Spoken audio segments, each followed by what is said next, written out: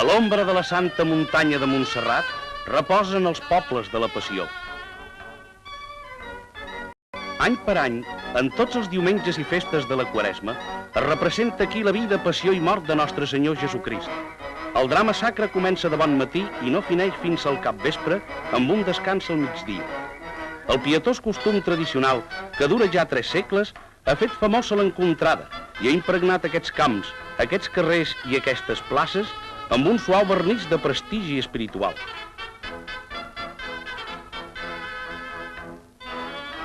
Aquí esdevé l'acció de la pel·lícula, amb els seus propis habitants, tal com són, tal com viuen, tal com parlen. Pagesos i menestrals, persones senzilles com les de tot arreu del món, que neixen, viuen i moren. Aquests, però, fan quelcom més, representen la passió. I així, un pobre llaurador pot convertir-se en l'opulent Caifàs. Un contramestre textil, en Simó Pere, el primer dels apòstols.